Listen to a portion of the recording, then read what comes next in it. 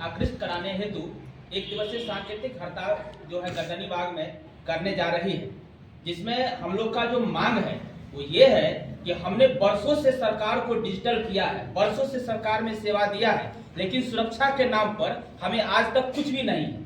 हम असुरक्षित महसूस करते हैं अपने आप को, जबकि बिहार सरकार के अंतर्गत जितने भी कार्य योजना है उसको जमीन पर सफलभूत करने में हमारी जो है ये कहिए कि हमारी खून पसीना जो है एक हो जाती है। रात रात भर हम काम करते हैं और 24 घंटा काम करने के उपरांत जब हमारी छोटी सी गलती होती है तो हमारी जो व्यवस्था वो स्वतः समाप्त कर दिया जाता है। तो इस सुरक्षा के दृष्टि से हमारी जो मांग है वो हमें सेवा सुरक्षा और 4 मांगों को लेकर के हम लोग जो है उपस्थित हुए हैं, जो संवैधानिक मांग है। और राहुल सिंह सर के पत्र में स्पष्ट लिखा हुआ है कि सरकार को इसमें बेल्ट्रॉन डाटा एंट्री ऑपरेटर के द्वारा हम लोग जो है कार्यरत है। बेल्ट्रॉन डाटा एंट्री ऑपरेटर है, program writing boy, girl stenographer, ये हम लोग कार्यरत वहां से होते हैं। सारी प्रक्रिया जो है बेल्ट्रॉन के द्वारा होता है।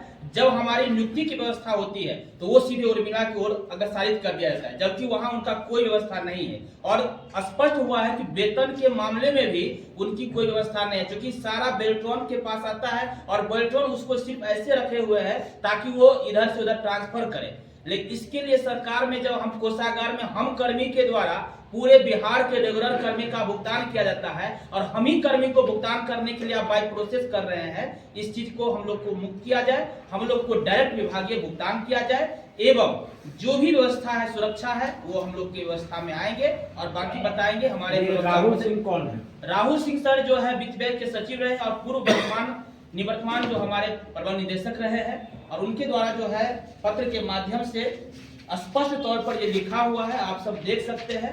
ये पत्र है 1/11/18 को लिखा हुआ, 7541 पत्रांक है।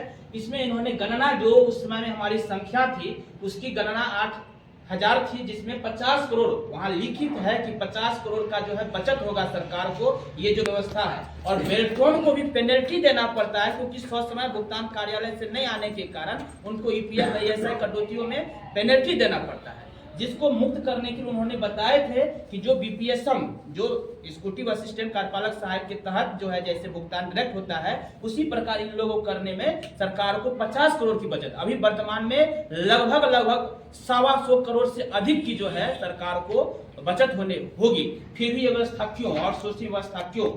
अभी ये 8000 का जो है वो कितना अभी संख्या हो गया? अभी हमारी संख्या 20,000 लगभग जो है, हमारी संख्या 20,000 है और भी बहुत सारी जो है संख्या रिक्तियां आ रही है, उसमें दिया जा रहा है। हमारी संख्या लगभग 25,000 के लगभग में है। आप चाहते हैं कि डायरेक्ट आपके अकाउंट में? जी बिल्कुल, जिसमें सरकार को बचत है, जिसमें बेल्ट्रॉन को पेनल्टी देना पड़ रहा है, उनका लिखित है, ये हम नहीं कह रहे हैं। ये हमारी मांग नहीं है, ये जिनके माध्यम से हम आते हैं उनके द्वारा ही ये सरकार को लिखा गया है कि इनको सीधे भुगतान नहीं होने के कारण इनका वैधानिक कटौती जो है वो समय से जमा नहीं हो पाता है और राज्य सरकार को इतना लाख रुपया या इतने करोड़ रुपए की हानि हो, तो भैया उससे कैसे बचा जा सकता? उससे बचने का ये जो प्रोसेस बताया गया है उसको ही हम लोग लेकर सरकार के समक्ष मांग कर रहे हैं कि राज्य सरकार इस पर गंभीरता पूर्वक विचार करे ताकि राज्य सरकार को पैसा बचे। हम अपने पैसा की चिंता नहीं कर रहे, हम राज्य सरकार के पैसा और राज्य सरकार के संसाधन की चिंता कर रहे हैं। तो ये तो पहले ये लिखा गया है। दूसरी बात ये है कि हम जिस प्रोसेस के माध्यम से आते हैं वो कहीं से भी बिहार सरकार में बहाल होने वाले सरकारी सेवकों से वो कम नहीं है। हमारी शैक्षणिक योग्यताओं को और हमारे चयन प्रक्रियाओं को अगर देखा जाए गंभीरतापूर्वक तो वो जैसे आयोग के माध्यम से जो भर्तियां होती है उन्हीं मापदंडों का पालन किया जाता है, चाहे वो रोस्टर हो, चाहे वो शैक्षणिक योग्यता हो, चाहे वो आपको जाके परीक्षा का मापदंड हो। टीसीएस जैसी संस्था के माध्यम से हमारी परीक्षा होती है, हम आवेदन भरते हैं, सीबीटी होती है, सीबीटी पास करने के बाद हम उसके बाद टंकन की परीक्षा को देते हैं और इन सब प्रक्रियाओं में चयन होने के उपरांत ही हमारी सेवा जो है वो सामान्य प्रशासन विभाग के द्वारा 100 बिंदु रोस्टर है उसका पालन करते हुए सभी विभागों को हमारी सेवा जो है वो दी जाती है। हम बिहार के या फिर कैजुअल? नहीं, हम यही तो दुर्भाग्यपूर्ण ये है जिसको लेकर हम लोग यहाँ उपस्थित हुए हैं। और तो सरकार की समस्या को- अभी भी जो है एग्जाम लिया जा रहा है, अभी भी भर्तियां जारी है, तो क्या इस पे रोक लगनी चाहिए? नहीं क्योंकि नहीं, हम इसके रोक के विषय पर आज ही उपस्थित नहीं हैं। ये निरंतर चले, राज्य प्रगति करता है और उसमें यदि हमारा योगदान है, तो इससे बड़ी बात क्या होगी। परंतु जो योगदान दे रहे हैं उनके विषय में अगर राज्य सरकार चिंतित नहीं है तो हमारा कहीं ना कहीं मौलिक अधिकार है कि उनको हम उनका ध्यान हम अपने हमारा जो समस्या है उससे उनको हम अवगत कराएं। तो इन्हीं सब विषयों को लेकर हम लोग कल, चूँकि रविवार है, हम लोगों ने तय किया है कि राज्य सरकार के समक्ष हम अपनी 4 सूत्री मांगों को लेकर उपस्थित होंगे, जिसमें सेवा सुरक्षा, सेवा वापसी से पूर्व अपील का प्रावधान और सीधे विभागीय संविदा नियोजन बिना परीक्षा और बिना शर्त, क्योंकि परीक्षा ऑलरेडी हम लोगों ने दे रखा है फिर आप लोग को एग्जाम देना है अभी।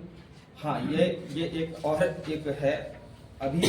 ये परीक्षा किस लिए ली जा रही है? जी जी, अभी चूंकि हम लोग आउटसोर्स हैं और सूचना प्रौद्योगिकी विभाग के द्वारा एक सूचना प्रौद्योगिकी संवर्ग नियमावली बनाई जा रही है, जिससे नियमित बहालियां होंगी कंप्यूटर ऑपरेटर, प्रोग्रामर और आईटी मैनेजर वगैरह की।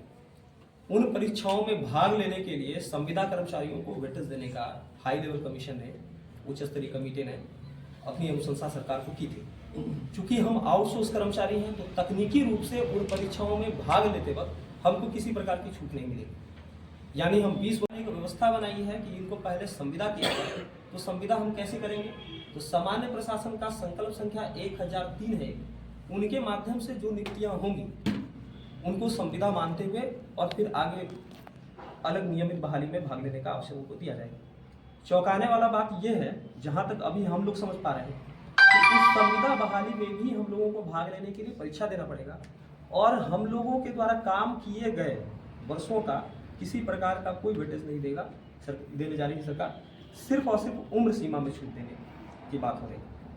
तो विगत 8 वर्षों से 20 वर्षों से जो लोग काम कर रहे हैं उनको यदि अंक में अगर लाभ नहीं मिलेगा तो फिर जो नियमित बहाली में भाग ले माफ करिएगा, जो फ्रेशर कैंडिडेट होंगे उनके साथ हमारी प्रतिस्पर्धा होगी और उनके साथ जब प्रतिस्पर्धा होगी तो दिन रात तो हम ऑफिस में रह रहे हैं, पढ़ने का हमारे पास समय नहीं, तो फिर हम कैसे उस परीक्षा में बैठेंगे? बिहार में 20 साल काम करने के बाद फिर से एग्जाम देना, ये कहाँ तक उचित आपको लगता है? नहीं, बिल्कुल ये उचित नहीं है। आप चाहते हैं कि इसमें कुछ एक अलग कैटेगरी बनाया जाए, जो लोग काम कर रहे हैं उनको कुछ छूट मिले? बिल्कुल उनको छूट मिले। किस और तरह का छूट चाहते हैं? हमारा ये मानना है कि सूचना प्रौद्योगिकी विभाग का उपक्रम है बेल्ट्रॉन, कोई एजेंसी नहीं है और उनके माध्यम से जो परीक्षाएं हुई हैं उसका राज्य सरकार को अवलोकन करना चाहिए, समीक्षा करना चाहिए, उस पर विचार करना चाहिए और वो परीक्षा के माध्यम से जब बिहार में इतने लोग दक्ष लोग काम कर रहे हैं तो उस आधार पे ही उनको सीधे संविदा कर देना चाहिए। फिर कोई प्रश्न ही नहीं है, हम सीधे संविदा होंगे। और हमारी ये मांग नहीं, हम बार बार इस चीज को कर रहे हैं कि राहुल सिंह ने स्वयं इस चीज को लिखा है, राहुल सर ने स्वयं इस चीज को लिखा है कि इनको सीधे विभागीय संविदा नियोजित किया जाना चाहिए ताकि इनका भुगतान समय से हो सके और राज्य सरकार को भी पैसा बचे। आज के डेट में बिहार को राजस्व का कितना नुकसान हो रहा होगा आपके हिसाब से? देखिए, जिस समय ये लिखा गया था चिट्ठी सरकार को, उस समय हमारी संख्या 8000 थी और 50 करोड़ रुपया वार्षिक क्षति का जिक्र उसमें किया गया था। आप अनुमान लगा सकते हैं कि 20,000 वर्तमान में हमारी संख्या है और ये संख्या रुपयों का कहाँ तक जाएगा, तो ये दुगना हो गया मेरे ख्याल से। एक 50 करोड़ समय था, 1 अरब रुपया अभी मानकर चलिए। 1 अरब रुपया का वार्षिक बचत राज्य सरकार को होगी, हमको नहीं होगी। कल जो आप लोग धरने पर बैठ रहे हैं तो उसके पहले आप लोग अपने विभाग के या फिर किसी अधिकारी से मिले जाकर के कि आप लोग धरने पर जा रहे हैं, इसका कुछ नुकसान फायदा? देखिए, एक तो कल राजपत्रित अवकाश है, रविवार है और हम लोगों ने आपातकालीन सेवा में जो लोग काम कर रहे हैं, हमारे अध्यक्ष महोदय ने एक चिट्ठी जारी किया है, जो आपातकालीन सेवा में हैं वो अपने आपातकालीन सेवा का काम जारी रखेंगे। उनको धरना प्रदर्शन में भाग लेने के लिए जो है छूट दी गई है। जो लोग कल पहुंचेंगे उनका संभवतः ऑफिस कल बंद रहेगा और हमारा उद्देश्य सरकार के काम को प्रभावित करना नहीं है। हमारा उद्देश्य सरकार को अपनी मांगों को सरकार के समक्ष रखना है ताकि समय रहते जो समस्या है, जो त्रुटियां हैं, उनका निराकरण करते हुए सरकार हमारी मांग माने और हमको संविदा कर्मी का या राज्य कर्मी का दर्जा दें। अपना परिचय दीजिए। प्रतोष कुमार पांडे।